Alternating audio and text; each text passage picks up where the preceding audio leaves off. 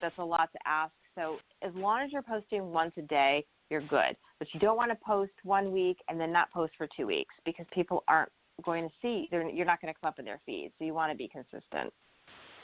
And I guess the other thing I'm always curious about, and I know I'm guilty of it, is I've got multiple pages and probably way too many quote-unquote friends. Because not everybody that's a friend on Facebook is really a friend. Sometimes they're more like business acquaintances or even associates and things of that nature. But how do you find out if you've got a lot of people, whether that's friends or associates, to actually engage them? Because like I said, I can sit there and tell people all day long I could post on, let's see, I've got 4, I think, primary ones. But I can post on all those pages, my Instagram, my Twitter and everything, and tell them to listen to the podcast.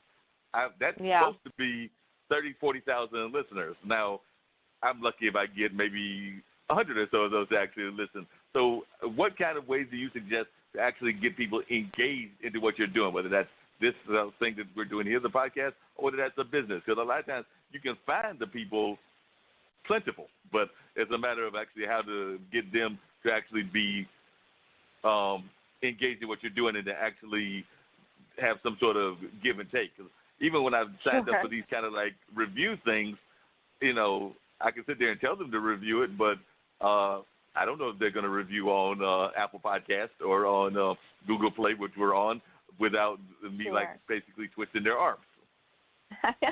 Yeah, it's difficult. I think a lot of these marketing firms, you know, do a lot of A/B testing. It's like, what's going to work? What may work now may not work in 6 weeks. So one of the things, like my recommendations for you is engage your audience. Ask them, is there something, you know, a topic you want to hear? Is there something that you want us to talk about? Do you have a question? Here's our guest. So tag the guest. So then they'll reshare it and say, hey, do you have a question for Allison? Do you have a question for Gale? What do you want to know? You know, the other thing, too, is business Facebook pages. It's very difficult to get your message out in front of your audience. They've made it that way because they obviously want you to spend money on advertising. And to be honest, unless you're going to spend a ton of money, I don't see Facebook getting your message out. I feel like Instagram's a little easier. When you use photos, you seem to get more engagement. People do. When you use hashtags that are trending, that helps as well. So it's just kind of playing around with, you know, what you may post a photo one day and get a ton of engagement, and then 3 days later post a similar photo and not get as much. So it's all the algorithms. It's pretty much whatever Instagram or Facebook decides that they want to, you know, serve up to your followers. But the more people that you can get to comment or like or share or retweet or do any of that, the more organically it will appear in your followers' news feed. So because that's one of the interesting comments. Because that's one of the interesting things that I found out in everything was that I remember, and I tried it for a while. I haven't done it recently, but I think I did it about maybe 3 or 4 months ago. I tried to do that, what you just talked about, that targeted marketing. And yes, I was getting an increase in listeners from, because me and Dean were having like this little bit of a competition where we were trying to build at least a feel of having an audience member in each state and eventually in each country. I mean, whether that's 1 or 2 people. So we would target like Liberia or different countries and everything. And yes, the people would come and respond that they liked us or that they were listening to the show. Now, you know, they might be listening in French, and we don't speak in French, so I don't know how much they're really listening to us or just liking me and Dean's picture and decided to click because they like the picture and everything. So a lot of times I'm never 100% sure, even with those, how much of it was actually getting any sort of, other than the feeling of a reward of feeling that you were increasing your fan base to some degree. But other than that, I'm sitting there going like, oh, okay, I just spent, you know, it's not like an astronomical amount, but let's say I just spent $30 or $40. Did I really get anything from it? So sometimes that kind of thing comes about because of those algorithms that you're talking about. Because I think that like one time I typed in, and I always want to mispronounce the country. I think it's Nepal, and wound up having a bunch of folks from Nepal and a bunch of folks from some of the African nations. And even when I wrote it back, I'm going like, okay, what did you think of the show? And, you know, not necessarily getting a response back. And I know that one of the things I've been guilty of, and I got to do better of it. Dean does a much better job of this than I do. Dean does a good job of posting before the fact. Like he'll talk about And like he'll find a picture of you, or he'll find like some interesting things, and he'll post before the fact.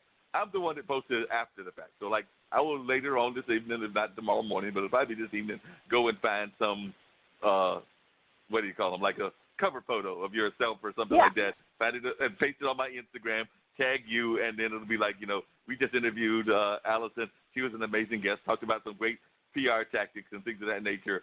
And I've been guilty of it even with events that I've planned, because sometimes friends of mine will come to me and be like, Mark, I really wish that you had told me about the event before the event. I might have actually been at the event. Yeah, no, you're right. So the best thing to do is to do it before and during, which is kind of difficult. But even if you were to do during the break an Instagram story, a Facebook story, just something quick, do a quick video, be like, hey, we're live, we're during a break. Make sure you tune in. We have so-and-so guests, tag them. So you want to constantly be promoting, the show and the guests that you have on. Make sure you call in if you have a question. And then obviously after, because I think you said the show will replay tomorrow at 2. So you want to, after the show or in first thing in the morning, if you missed it last night, check out the show at 2 o'clock and repost things, which it's a lot of work. Right? And I'm guilty of the same thing. I'll go and when I'm with clients, I'm just so into it that I know I should be posting. I know I should be doing this, but I'm like, wait, I have to focus on them. So I get it. Believe me, it's a challenge, but I do think promoting it, tagging those people, because then they'll see it and then they're going to share it out. So then all of their friends will know about it, start following you, hopefully start listening and all of that. So I would definitely do that more.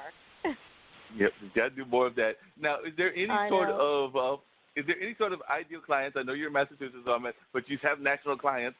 Is there any sort of ideal clients that you're willing to take on? It sounds to me like you're about to have Drink Steel Moon as a potential client, because they just said it 3 or 4 times.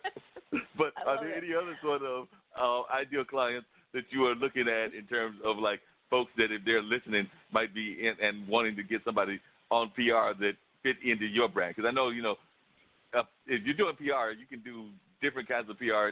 There's different industries in PR, so you can't be everybody's PR person. So I don't know if there's like specific industries that you're more into than others. Like you mentioned the veterans thing, so maybe you want to do more veterans kind of PR, or maybe you would like to do kids kind of thing. Yeah, I mean, I do love, doing veteran stories, veteran-owned businesses. We do some work with them. We do a lot of B2B, and I'm trying to get more into products. So more into, I like wine. So wine companies. I'm super into, wellness and health and fitness. So, those types of industries, skincare. It's just a little lighter than doing B2B. And, we have some fabulous clients, but love to just branch out and do more consumer. Just different animal, different world, which I'd like to get more into. But yeah, that's what, I've only taken on clients and products, that I believe in and, I connect with. We've told people that we're not the right fit based on, a couple of different things. So it's a good feeling when you own your own business and you can say yes or no to a client. So I have to believe in the product. I have to believe in the person. But yeah, so, I mean, we're all over. We have engineering firms to big data to cybersecurity to authors. So we're all over the place. But, the good thing is, like, even though we're in Massachusetts, the funny thing is I don't have a client in Massachusetts. We have them in other states, but like she had mentioned, you can work remotely. It's great. We do Zoom conference calls all the time. If I need to be there, I fly out. But the power of technology lets us connect with people all over the country and world.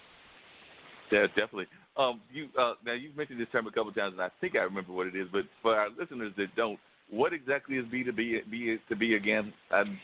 Sure. It's business to business. So it's more of, for example, we have a big data company, Arroyo. They're based in Wisconsin. So what they do is they do cloud software. So their goal, they do B2B sales. So their goal is to, get in the major companies of the world. So our job is to get them press in more of like business outlets, mainstream media, those types of things, versus a consumer product could be a wine, and so we're not really necessarily getting them on a business show, but we're targeting consumers. So we're going to be in, the wine magazines. We're going to try and be on the TV shows to talk about, the best wines to serve with dinner, those types of things. So hopefully that explains it a little bit more. That explains it. But the other question I'm just curious about, and we only got about 5 minutes to go and everything, is, like I said, I was contacted because we actually had one of her guests on last week as well by your PR person. What is it like, a PR person having their own PR person? Because I'm sitting there going like, wait a minute. I was contacted by Mary. Mary is doing the PR for you. So I'm like, why didn't Allison do her own PR? She's a PR lady. So I'm just curious, right. What is it like? Why did you do your own PR? And what is it like having a PR person for a PR company? Yeah, it's kind of interesting. So she actually, one of the things that a lot of PR companies do is they contract out. So I have Mary, and then I have a gal out in California, and then one in New York, and I contract them out. They're freelancers, and I have them on accounts. So one of our accounts that Mary was working on, basically they're not with us anymore.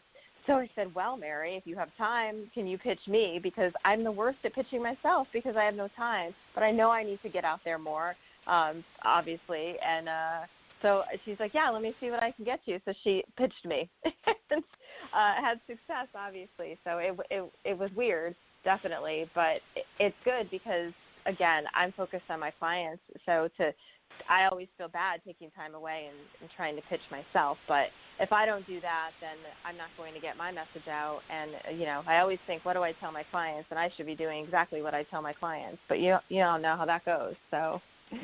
Yeah, that can be a difficult thing to do and things of that nature. Because you're right. There are certain clients and certain even guests that, we're not exactly clamoring to get on the show. But, if they call us, me and Dean have already decided that we will be the most nicest people in the world, and we will actually have them. So, if you know anybody, if you know anybody with the Trump administration, we're not the biggest fans of his, but we will not tell him that during the interview. So, if you know anybody with any of his businesses and everything, we will gladly have him on the show. Dean may cuss about it at some point, but I won't. I love it. Well, it would be an interesting interview, right? It's always. It would definitely be a fascinating interview because I'd be sitting there going like, there's so many things I want to ask him. I know I can't ask him, but I want to ask him. Because I'm just joking because I have friends, and I have friends that are in the counseling business and the psychology business. So I'd be sitting there trying to figure out how I can find out if he's ever had any diagnosis, and I'd be sitting there going like, I want to ask him, but I know I can't. Well, if it's a guest on your show, I guess you can ask anything. It's your show, right? Exactly, it's my show, so I could ask. Yes, it is. There you go. But on the serious side, and we've loved having you, just like we loved having the two members of the Drink Still Moon team and everything of that nature. For all of your guests, because like I said, we did have Desiree, who is one of Mary's other guests, in addition to you, who is she was on American Ninja Warrior and lives here in North Carolina and is promoting a dental type health business and everything. So we had her on and everything. But if there are any of your people, because Mary is the second, I think, or third PR person that has reached out to us. Because I had one that brought in an author and did like you, turned around and came to me, and we still haven't had her on yet. But she was like, you've had two of my guests. I need to be on your show. So if there are any of your artists or people that are on that you think would be interesting, definitely reach out to us. We would love to have them on as well. I know Mary has it, but the email for me is bluesradio@gmail.com because I also do a blues show and another station, and I've always been involved in music and things of that nature. And just to let you know, one of the things that I do is a veterans event because my friend Captain Newborn does a thing called The Road to the Apollo, which is based on the Apollo show, and we take the winners up to the Apollo. But it is a fundraiser for a veterans organization called Next Level Veterans. So it's built just like the Apollo. We have our own house band. We have our own Sandman. We have our own rotating Kiki Shepherd. And we had the same rule as the kids because apparently recently the Apollo realized that kids getting booed was not a pleasant thing, so they stopped that. They will still boo the adults, but the kids they try not to boo because they want to encourage them and not have their self-confidence is ruined and everything. So they kind of set up that rule, and we have that same rule.